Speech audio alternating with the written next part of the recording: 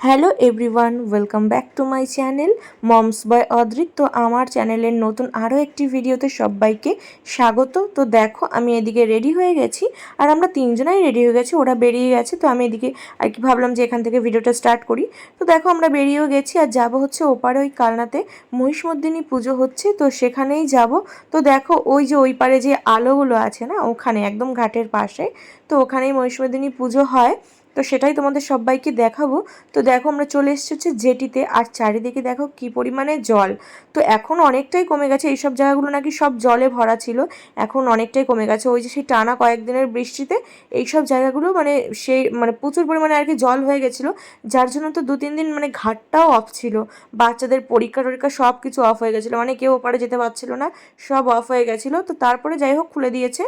তো দেখো আমি ভাবছিলাম যে একবার দেখতে যাব কীরকম কী লাগছে, সবাই আসছিল বাট আমার আসা হয়নি যদিও। তো ফাইনালি আমি আজকে এসেছি, আর মানে ভাবলাম তোমাদের সাথেও শেয়ার করি তো কেমন লাগছে জায়গাটা। তো দেখো আমরা এসছি আর লঞ্চটা ছেড়ে দিল, কেমনটা লাগে বলো। আবার একটু ওয়েট করতে হবে, যদিও খুব বেশি ওয়েট করতে হবে না, আর একটা লঞ্চ মাঝগঙ্গাতেই আছে। তো দেখো ওই যে সেই বসার জায়গাটা যেখানে আমি এসে অনেক ভিডিও করেছি, তো তোমরা দেখেছো আমার চ্যানেলে। আর এইসব জায়গাগুলোতে পুরো মেলা থাকে, মানে এই টাইমে খাবারের দোকান বলো, জামা কাপড়ের দোকান আছে, আরও অনেক ভিড় এখানটাতে, সবসময় ফুচকা টুচকা সব কিছুই থাকে। তো এখন কি পরিমাণে জল, তো এখন আর এইসব জায়গাগুলোতে নেই, তো এখন ওসব অন্য জায়গাতে হয়তো বসেছে। তো দেখো এখানটায় চলে এসছে, এখানটাতে একটু ওয়েট করতে হবে, ওই যে লঞ্চটা আসছে। তো এখন মেলা যেহেতু খুব বেশি ওয়েট করার দরকার নেই। তো দেখো আমরা লঞ্চে বসে পড়েছি, আর ভাবলাম যে একটু ভিডিও করি। আর ও না বসতে চাইছিল না, মানে সোনা, ও যেহেতু এখানে কখনো বসেনি, ও যতবারই এসছে আমরা বাইকে এসছি, তো ও হচ্ছে ওই সাইডে বাইক, মানে যেখানটায় বাইক রাখে, তো ওইখানটাতে ও যাওয়ার জন্য ওরকম করছিল। তো যাই হোক তারপর দেখো আমরা এখান দিয়ে একদম চলে এসছি, আর হেঁটেই এসছিলাম একটুখানি, তো তাই জন্য মানে 2 মিনিট লাগে হয়তো। তো যাই হোক, তো দেখো মেলার মধ্যে চলে এসেছি, আর এইখানটাতে এই যে এই সাইডটাতে এখন কি দাঁড়াবো, কারণ ওখান থেকে রাস্তা দিয়ে আর কি অ্যাম্বুলেন্স আসছিল, আর ওই সাইডটাতে না বেশ ভালোই ভিড় ছিল দেখলাম। তো দেখো এই যে মেলার মধ্যে ঢুকে পড়েছি পুরো। তো এইখানটা হচ্ছে বাচ্চাদের সমস্ত কিছু ছিল আর কি। তো ভাবলাম যে সোনাকে চড়াবো, তারপর ও বললো যে আগে চলো, আগে ঠাকুরটা দেখে আসি, তারপর এইসব জায়গা দিয়ে ঘুরে একেবারে মানে বাড়ি ফিরে যাবো। আমি বললাম যে হ্যাঁ সেটাই ভালো হবে।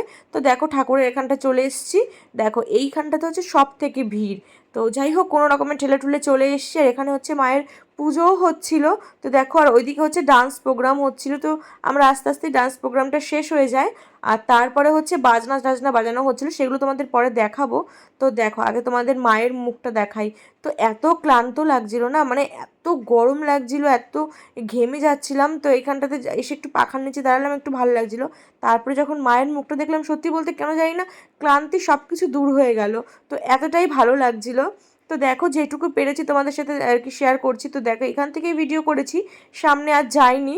ভাবলাম যে থাক, সোনা আর মানে ওর পাপা এখানে ছিল, আমি বললাম যে থাকার ভেতরে তারা আর যাবো না, এখান থেকেই ভিডিওটা করি। তো দেখো এই যে হচ্ছে মায়ের মুখ। তো এই দেখো এইখানটাতে এবার বাজনা শুরু হচ্ছে, তো তোমরা দেখতে থাকো।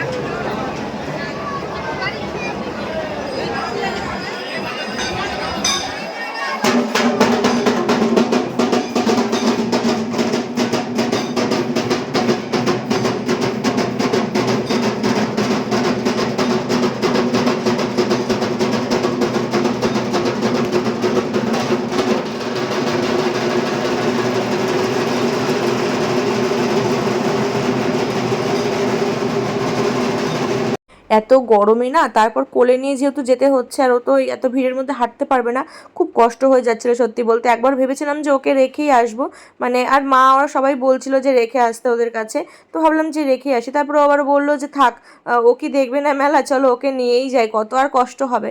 বললাম যে ঠিক আছে চলো। তারপর অল্টারনেট করে দুজনে নিচ্ছিলাম, কারণ কষ্ট হয়ে যাচ্ছিলো, আমি বুঝতে পারছিলাম ও দিতে যাচ্ছিলো না। তারপর আমি বললাম যে থাক একটুখানি নিই। তো যাই হোক এইভাবে আমরা মেলা ঘুরেছি।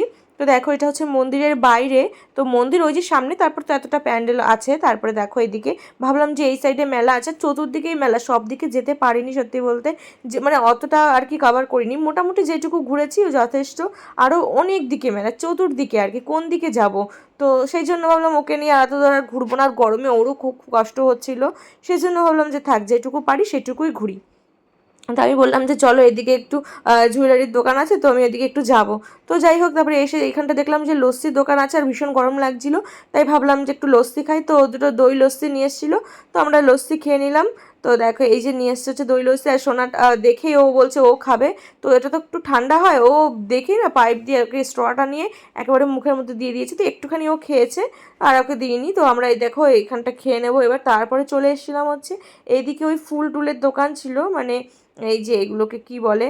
তো এইখানটা চলে এসেছিলাম। তো এখান থেকে মানে ফার্স্টে ভেবেছিলাম যে কিছু নেব, তারপর আর সেরকম কিছু ভাবলাম, ও বললো যে থাক এখান থেকে কিছু নিতে হবে না, যদিও পরে নিয়েছি, এখান থেকে দুটো মালা নিয়েছি। তো দেখো ওর দিকে দাঁড়াতে চাচ্ছিল না, তারপরে এইখানটা চলে এসেছিলাম, এখানে আমরা টুকটাক একটু খাবার খেয়ে নিয়েছিলাম। তারপরে আবার এখান থেকে যেহেতু ব্যাক করবো, আর তার আগে একটা মালা নিয়েছি আমি একটা দোকান থেকে, সেই ভিডিওটা আর করা হয়নি।